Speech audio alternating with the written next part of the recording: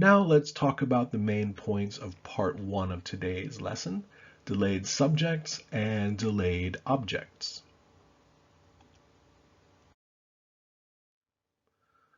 Now, a delayed subject occurs when the subject of the clause comes after the main verb.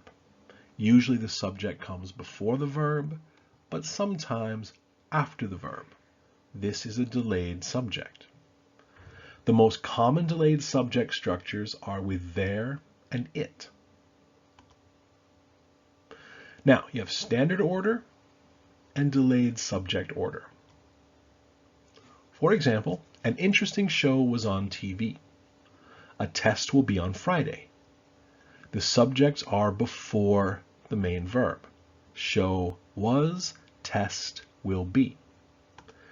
Delayed subject, there was an interesting show on TV. There will be a test on Friday.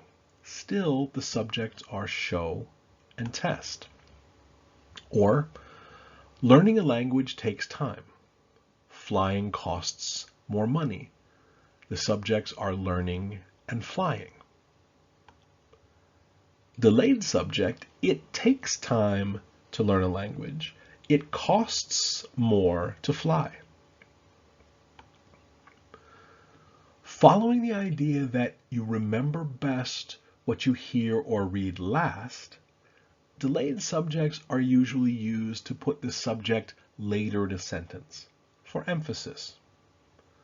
Also, sometimes the correct order with the subject first, it just sounds strange.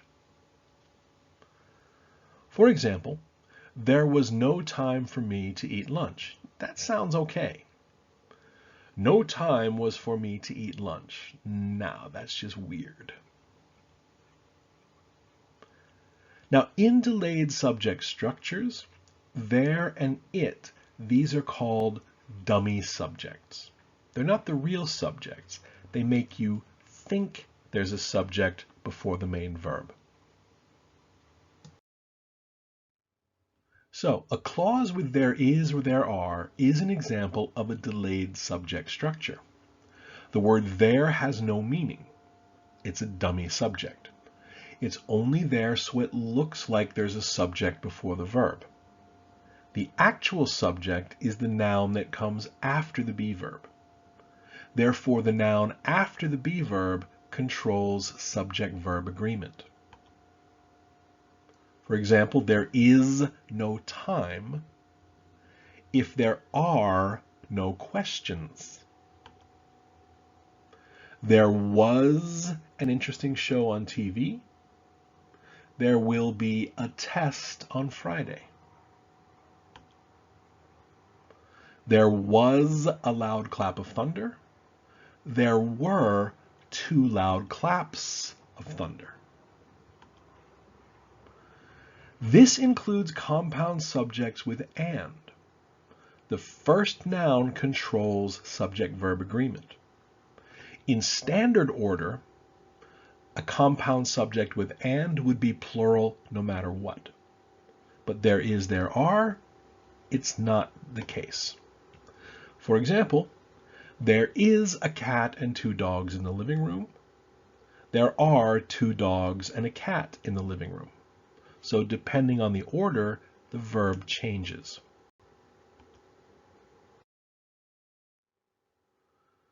There is, there are is used when an SVC clause has a general subject, not specific like the.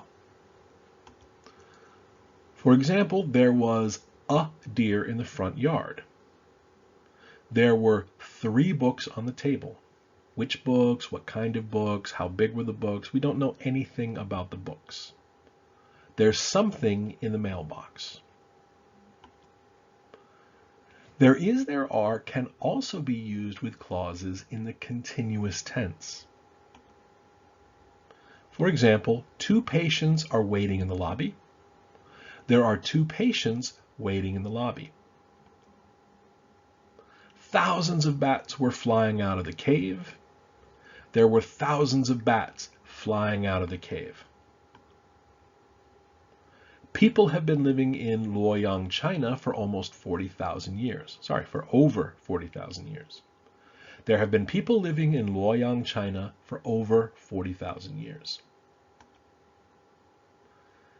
Now, it's not clear whether the new structure is still one clause in the continuous tense or two clauses, with the second clause being a reduced adjective clause. It could be there are two patients who are waiting in the lobby. Bottom line, it's not important because it's basically the same meaning in both cases. Now, the gerund form of a verb can be the subject of a sentence, like graduating from university takes a lot of hard work. Learning a foreign language isn't easy. Now, infinitives can be the subject of a sentence as well, like to graduate from university takes a lot of hard work, to learn a foreign language isn't easy. But it's not common in everyday American English, and I don't recommend it. If traditional sentence structure, subject first, use a gerund. Using a delayed subject is a way to put the verb at the end of the sentence, to put graduating or learning at the end.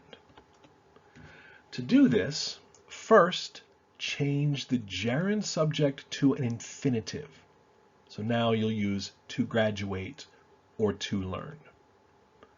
Then move the entire infinitive phrase to the end of the sentence and put it in front of the main verb as a dummy subject. So what does it look like? All right. Graduating from university takes a lot of hard work. All right. The delayed subject, it takes a lot of hard work to graduate from university. Learning a foreign language isn't easy. It isn't easy to learn a foreign language. And there you go. Delayed subject with infinitives and it. So most subjects are either a noun, a pronoun, or a gerund. However, a noun clause can also be the subject of a sentence. For example, whether I can go depends on my work schedule. Where you go to university is much less important than how hard you work. That Maisie won so many prizes comes as no surprise to anyone. All of these sentences, the subject of the main clause is a noun clause. However, noun clauses with that can be very awkward as the subject. There are two ways to avoid these awkward sentences. One, write the noun clause after a noun like the fact that. In this case, the noun clause is in a positive. The fact that the whole class is doing much better is encouraging. The idea that everyone learns the same way is crazy. The suggestion that the test should be canceled was ultimately approved. Now, an appositive occurs when two nouns come back to back, and the second noun is the same as the first noun. The two nouns are said to be in opposition. For example, my younger son, Skylar. Son and Skylar are the same person. This is an appositive. Our little dog, Chemo. Again, dog and Chemo are the same dog. This is an appositive. Finally, the novel Gone with the Wind. Novel and Gone with the Wind, same book.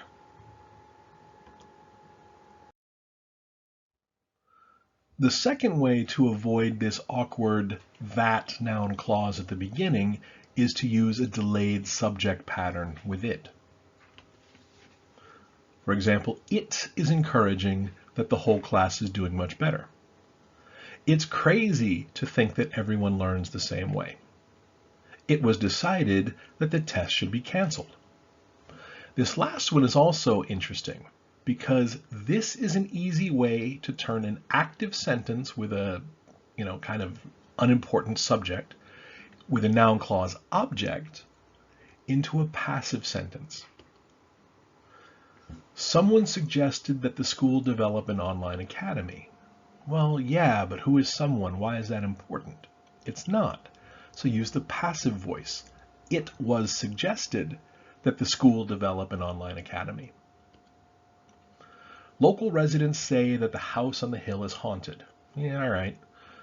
It is said that the house on the hill is haunted. Passive voice, delayed subject. Researchers have discovered that there is a bacteria that can eat plastic.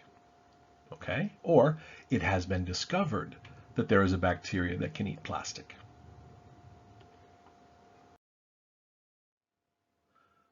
A verb can also be the object of an SVOC clause, usually when the main verb is make. For example, the extreme heat made working outside dangerous. Online banking makes paying bills and transferring money easy. A delayed object is created basically the same way as a delayed subject. First, change the gerund object to an infinitive.